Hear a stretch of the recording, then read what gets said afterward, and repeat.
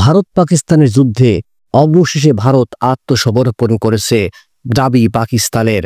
কাশ্মীর বিভাজনকারী সীমান্তের একটি সামরিক চৌকিতে সাদা পতাকা উড়িয়ে আত্মসমর্পণ করেছে ভারত, এমন দাবি করছে পাকিস্তানের তথ্য ও সম্প্রচার মন্ত্রী আতাউল্লাহ তারার। খবর আল জাজিরার। সামাজিক যোগাযোগ মাধ্যমে এক্সরে বা সাবের টুইটারে এই দাবি তিনি উল্লেখ করেন। প্রতিবেদনে বলা হয়েছে, কাশ্মীর বিভাজনকারী সীমান্তের একটি সামরিক চৌকিতে ভারতীয় সেনারা সাদা পতাকা উড়িয়েছে, যা সাধারণত আত্মসমর্পণের প্রতীক হিসেবে বিবেচিত হয়। আতাউল্লাহ তারার এক্সরে অ্যাকাউন্টে লিখেন, তদন্ত থেকে পালিয়ে আগে এখন ময়দান থেকে পালিয়েছে। তবে আল জাজিরা জানিয়েছে, তারা আতাউল্লাহর এই দাবি নিশ্চিত করতে পারেনি। জি নিউজের খবরে বলা হয়েছে, ভারতের সেনাবাহিনী দুই দেশের মধ্যকার সীমান্ত লাইন অফ কন্ট্রোল বা নিয়ন্ত্রণ রেখার LOC সংলগ্ন চূড়া কমপ্লেক্সে সাদা পতাকা উড়িয়েছে বলে জানায়। পাকিস্তানের তথ্য ও সম্প্রচার মন্ত্রী আতাউল্লাহ তারার দাবি করেছেন, সাদা পতাকা উড়িয়ে ভারত পরাজয় স্বীকার করেছে। এদিকে পাকিস্তান ভারতের হামলাকে কাপুরুষোচিত উল্লেখ করে এর তীব্র নিন্দা জানিয়েছেন পাকিস্তানের প্রধানমন্ত্রী শেহবাজ শরীফ।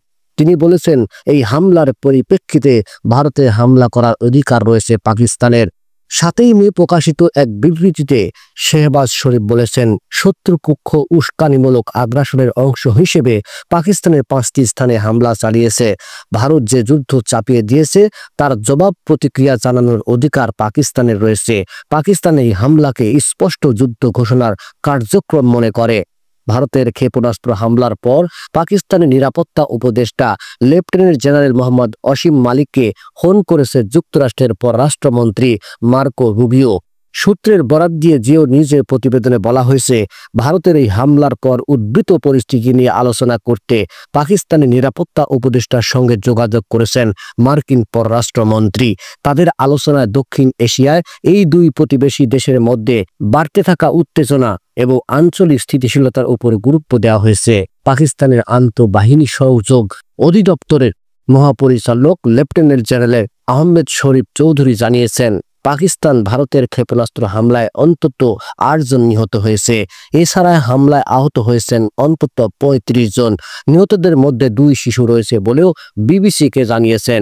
পাকিস্তানের ISPR এর মহাপরিচালক জানিয়েছেন, মঙ্গলবার রাতে পাকিস্তানের কোটলি ও ভাওয়ালপুর মুরিদকে বাগ ও মুজাফফরবাদে কাপুরুষোচিত ক্ষেপণাস্ত্র হামলা চালিয়েছে ভারত।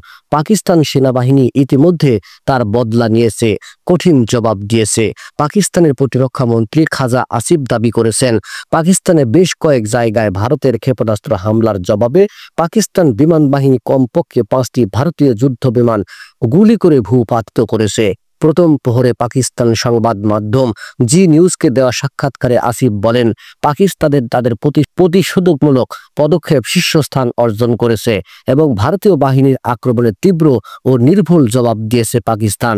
পাকিস্তানি সশস্ত্র বাহিনী দেশের সার্বভৌমত্ব ও আঞ্চলিক অখণ্ডতা রক্ষার জন্য দৃঢ়ভাবে কাজ করছে। নিউজটি সম্পূর্ণ দেখার জন্য সবাইকে ধন্যবাদ। বাংলা নিউজের পরবর্তী আপডেট পেতে আমাদের চ্যানেলটি সাবস্ক্রাইব করুন। নিউজটি ভালো লাগলে অবশ্যই লাইক, কমেন্ট, শেয়ার করে অন্যকে দেখার সুযোগ করে দিন। ধন্যবাদ।